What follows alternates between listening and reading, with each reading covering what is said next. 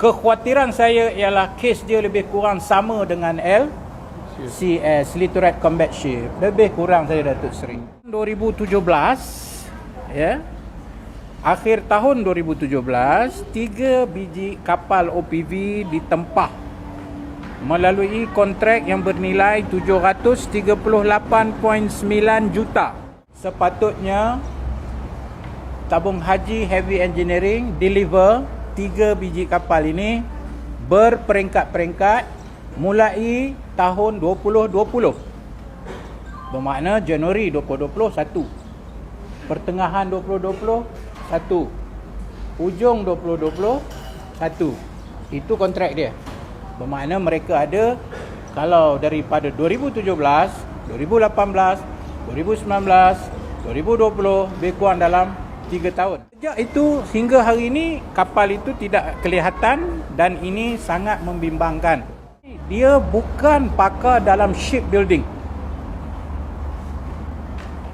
Waktu itu pengurusi tabung haji adalah Datuk Seri Aziz Rahim. Dia mendapat kontrak secara direct nego melalui anugerah yang dikeluarkan surat melalui Datuk Seri Najib sebagai Perdana Menteri waktu itu, yang JPM duduk bawah dia. Membelai lah saya main kontraktor, saya dapat 49. You yang pakai, you dapat 51. It doesn't end there. Dia tak berakhir di situ, ya. Destiny ni dikaitkan dengan kontrak-kontrak yang dia dapat dan sangat rapat dengan Kerajaan Barisan Nasional. Kalau dia sudah delisted dengan masalah yang dia tak boleh selesai setelah diberi warning sejak 2017, ini saya cerita ni belum saya ambil alih 2018 tabung haji ni. Ini cerita sebelum ni. Maka delisting ini akan menyebabkan lagi parah kepada kita punya order OPV.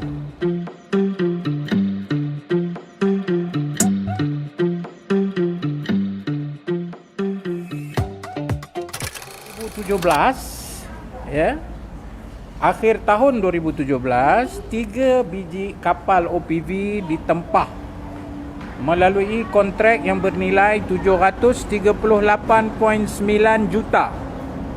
Nilai kontrak untuk siapkan, dia panggil supply, deliver, test, commission, SDTC, yang akan bagi 3 biji petrol. Syarikat mana yang dapat ni? This is where the problem comes in. Tabung Haji Heavy Engineering. Tabung Haji Heavy Engineering telah mendapat kontrak untuk yang saya kata tadi tu, supply, delivery, test and commissioning of the 3 OPV. Tapi yang peliknya, hingga hari ini dalam kontrak tersebut sepatutnya Tabung Haji Heavy Engineering deliver 3 biji kapal ini berperingkat-peringkat mulai tahun 2020. Bermakna Januari 2020 1, pertengahan 2020 1, hujung 2020 1. Itu kontrak dia.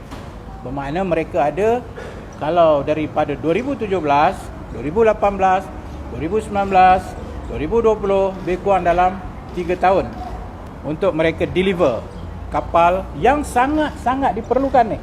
Bukan main-main ni. Ni nak jaga perairan negara dan sebagainya. Baik. Tapi mereka gagal. Mereka gagal untuk deliver sampai hari ini. Walaupun ketika itu bila ditanya di parlimen, dia sekarang di bawah KDM. Dulu Angkatan Pertahanan Maritim duduk di bawah Jabatan Perdana Menteri. Bila Pakatan Harapan ambil alih, APMM diletak di bawah KDM. Sejak itu hingga hari ini kapal itu tidak kelihatan dan ini sangat membimbangkan rakyat Malaysia. Apa akan jadi kepada kita punya sempadan maritim Yang macam saya kata, kalau kapal yang ada 4 hari dia boleh ronda. Lepas tu dia kena balik. Dan alat kelengkapan dia agak usang. So rakyat Malaysia terpaksa tanggung 3 tahun mendedahkan perairan kita kepada bahaya. Itu satu. Tapi apa yang lebih utama dalam hal ini ialah bagaimana anugerah kontrak itu diberi, yang dibuat secara runding terus. Kalau anda ada masa boleh rujuk tabung haji heavy engineering. Ada beberapa masalah. Satu, dalam kontrak ini dia bukan pakar dalam shipbuilding. Waktu itu pengurusi tabung haji adalah Datuk Seri Aziz Rahim. Dia mendapat kontrak secara direct nego melalui anugerah yang dikeluarkan surat melalui Datuk Seri Najib sebagai Perdana Menteri waktu itu, yang JPM duduk bawah dia. Anugerahkan nilai 739 tadi yang saya sebut tadi, juta tadi, kepada THE, Tabung Haji Heavy Engineering. Di sebalik dia tahu tabung haji heavy engineering bukan adalah pakar dalam pembuatan kapal. So dari awal lagi kontrak ini dipersoalkan. Dan lebih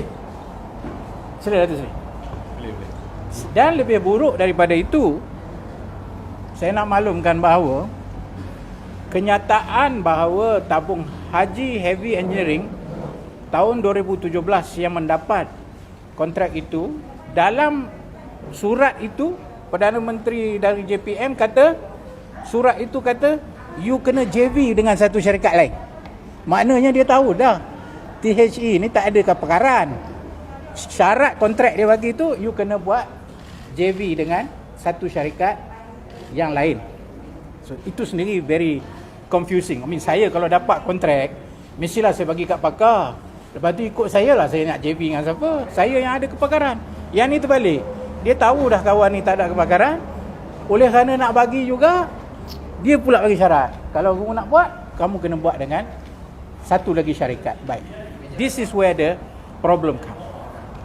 Okay? THE tidak ada kepakaran. Dia hanya ada fabrication saja. Dia tidak ada shipbuilding. Dia hanya ada fabrication dengan dia punya yacht saja. Maka dia kena cari siapa yang pakar dalam shipbuilding. Aha. Di sinilah mula masalahnya.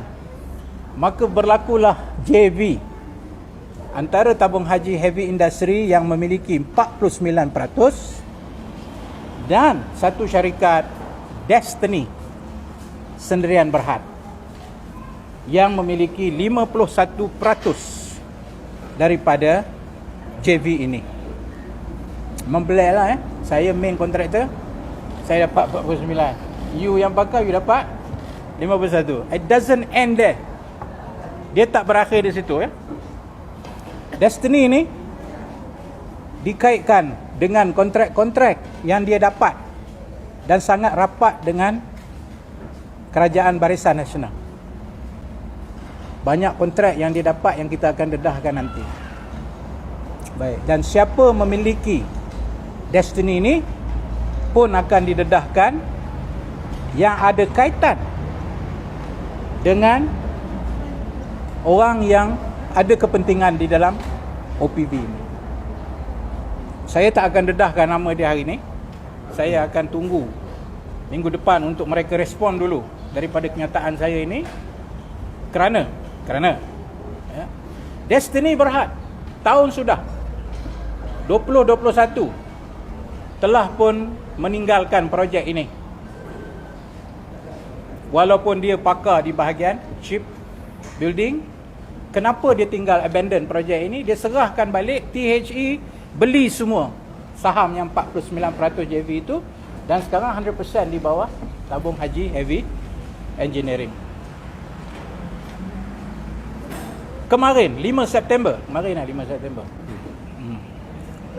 The Age telah memaklumkan bahawa kemarin 2 September 5 September The Age telah memaklumkan Tabung Haji Heavy Engineering telah dinyah senaraikan daripada Bursa Saham Kuala Lumpur. Why? Kenapa? Sebab sejak 2017 dan sebelumnya 2012, 2010 dia listed di bawah PN17. PN17 ni adalah satu kategori dalam bursa saham kepada syarikat yang bermasalah. Apa masalah? Hutang. Dia diminta untuk deregulate. Dia diminta untuk diregulasi dan dia restructure balik hutang-hutang dia. Selalunya PN17 ni diberi 8 bulan. Sejak 2017 diberi 8 bulan sampai hari ni dah berapa kali diberi peluang, dia gagal, akhirnya bursa saham delisted dia. Kenapa saya sebut ni? Kalau dia sudah delisted dengan masalah yang dia tak boleh selesai setelah diberi warning sejak 2017, ini saya cerita ni belum saya ambil alih 2018 tabung haji ni. Ini cerita sebelum ni. Maka delisting ini akan menyebabkan lagi parah kepada kita punya order OPV yang sepatutnya siap sudah 2020 dulu.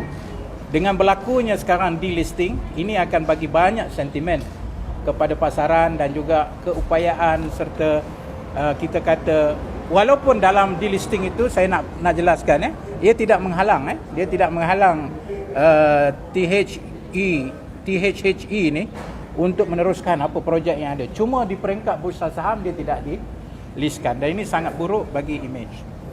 Apa yang saya nak rumuskan di sini ialah saya menuntut satu siasatan dari PAC untuk disegerakan kelambatan OPV ini. Kekhawatiran saya ialah kes dia lebih kurang sama dengan LCS, Literate Combat Ship. Lebih kurang saya Datuk Seri. Lambat kerana ada masalah. Masalah itu kalau kita scrutinize, saya nak sebut adalah sebenarnya yang jadi bad boy dalam hal ini bukan sangat tabung haji heavy engineering, walaupun dia ada masalah, tapi JV dia, iaitu Destiny Sendirian Berhad. Dan saya tidak akan dedahkan nama dia hari ini. Saya hanya akan dedahkan setelah mereka respon. Apa yang saya lontarkan hari ini berlaku skandal dalam OPV yang menyebabkan kelambatan, dan saya nak maklum di sini dari 738.9 juta nilai projek, 500 juta telah dibelanjakan. Dan bila 500 juta dibelanjakan tanpa satu kapal pun sampai, ini sangat-sangat membimbangkan dan ada kelayakan untuk kita pertikai apa berlaku. Apa berlaku sepanjang 2 tahun kelambatan ini? Sebab dari awal lagi benda ni masalah. Tabung haji heavy engineering bukan shipbuilding. Syarat kontrak bagi dapat, tapi kau kena buat. Kenapa ada syarat kontrak tu dengan Destiny ni? Dia tak sebut Destiny macam syarat, tapi dia orang dah deal lah. Dapat tu Destiny 51%, tabung haji heavy engineering 49%. Dah lah tu 2021 dia abandon, menyebabkan THE terpaksa ambil. Jadi tuan-tuan boleh bayangkan 2020 dia fail to deliver not even one ship. 2021 abandon. And tabung haji dengan status PN17 yang tak dapat diselesaikan, 5 September baru ini telah diminyah senaraikan, has been delisted di dalam bursa saham. September saya rasa. Belum 5 September. Sorry, 5 hang on Hari ni berapa bulan? 2 September. Sekejap itulah saya ada Julai ya. Boleh saya cek August. Memang ada maklumat dia. Ogos ke Julai? Dia dah delisted Delisting Ogos. Oh, belum lagi. Next week, sorry. I'm very sorry. 5th of September. That means bursa dah bagi warning dia. By 5th of September, mana esok lusa Hari ni 2. Hari ni 2. 3, 4, 5 bulan. So takkan 3 hari dia nak selesaikan masalah dia. So recap balik, 5th of September it will be delisted. It will be delisted. I don't think 3-4 hari dia nak buat apa PN17 tak boleh. Selalu PN17 kalau dia ni dia akan extend Within 8 months. 8 months. Yeah. But now dia issue a delisting order kepada on 5th of September. I'm sorry to say that tarikh ni dah pening, banyak sangat tarikh. Okay, so itu isu dia. Bermakna apa akan jadi kepada OPV? Itu our question. What will happen to our OPV yang tadi dibuat hanya kerana nak jaga kita punya maritime punya waters. Dan sekarang apa akan jadi dengan 30 kapal yang dah usang itu, yang sekarang ni hanya boleh 4 hari saja di laut, yang ni 21 hari. So siapa terlibat? Concern lah. Our concern. Tidak ada tuduhan, tapi concern itu saya akan dedahkan. Maklumat pun kita dah ada, cuma saya tak mau dedahkan hari ni. Saya nak tunggu respon daripada kerajaan hari ni. Especially hari ni dia duduk bawah KDN lah. Dan dia juga kena jawab masa zaman Mahyudin Yassin. Waktu itu juga masa Pakatan Harapan dia jadi Menteri Dalam Negeri. Kalau tabung haji heavy engineering saya boleh jawab. Sebab 2018 bila kita ambil alih, tabung haji heavy engineering ini termasuk di dalam senarai lebih kurang 29 syarikat yang sakit. Sakit tu maknanya dia masalah.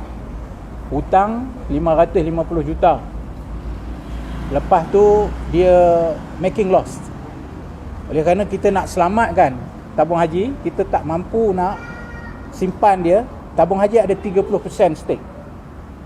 Ada 30% stake di dalam THC ni. So what happen? Kita pindahkan. Orang kata jual lah dia. Kita pindahkan tabung haji ini di dalam hari ni UJSB. Urus Jamaah Sdn Bhd, urus harta Jamaah Sdn Bhd yang merupakan SPV. SPV kepada syarikat bertujuan khas di bawah Minister of Finance Incorporated. So that shows maknanya masalah dia tu ditanggung dari dulu lagi. Bila saya datang, oleh kerana saya nak selamatkan supaya jangan sakit yang lain. Sebab tuan-tuan, kalau dia kekal dalam, saya kena tanggung dia, dan ini menjejaskan lagi lah keuntungan tabung haji. Itu cerita dia. Tapi sekarang ni kalau you nak tahu lebih, tak bolehlah tanya saya bukan menteri lagi. You kena tanya dekat Menteri Kewangan, sebab dia duduk di bawah Minister of Finance Incorporated, di bawah Zafrul dan di bawah UJSB. So you tanyalah mereka apa status. Jadi saya harap apa yang saya dedahkan pagi ini dalam kes OPV ini, saya tidak melihat bezanya dengan LCS.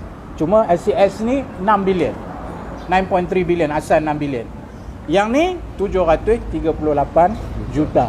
Tahun bila? 2017. So sekarang kalau 739 juta, kalau banding dengan hari ni dengan macam-macam barang naik dan sebagainya, itu dah kita dah rugi banyak. Dan I have made to understand that 500 million sudah disembeskan, sudah diberikan. So we are losing 500 million for nothing. Not even a ship. Siapa dia yang terlibat? Tunggulah. Minggu depan saya akan, kalau tak panggil pun saya nak tunggu dulu jawapan daripada ni kepada kerajaan hari ni. Simple, tanya saya apa saya nak daripada ni, buat siasatan bebas. PSC boleh buat. PSC buat, cari maklumat macam dia buat di LCS. Then we know apa terma kontrak dia. Macam LCS, kalau saya kena faham, terma kontrak dia, duit dibayar, progress payment bukan based on physical siap, tapi based on alat yang dibeli. Kalau saya beli alat banyak, kapal tak siap, saya kena bayar based on progress payment. Itu dalam cerita LCS dia. Bayar dan ambil kan. Lepas tu absolute pula dia punya peralatan. Apakah peralatan OCS OPV pun dah absolute? I don't know. Selagi tak buat siasatan, we don't know siapa yang terlibat, yang dapat kontrak itu. I know, tapi I nak tunggu dia jawab. Destiny Berhad ni siapa ni? Apa kepentingan dia dengan kerajaan yang dulu, Barisan Nasional? So these are the issue yang saya harap dia orang dapat respon. Dan kita ada juga maklumat bahawa menteri yang bertanggungjawab hari itu ada kepentingan. Nak tanya siapa menteri tu, you check lah, you google lah. Masa tu check. siapa? You tahu. Siapa jadi menteri waktu itu? Saya tak mau dedahkan sini, saya nak tunggu minggu depan baru saya akan keluarkan kenyataan. Yeah. Any question? I hope you can get the fact right. Cuma you perbetulkan 5 September tadi tu. Will be delisted, not have been delisted. Yeah, betul. Yeah.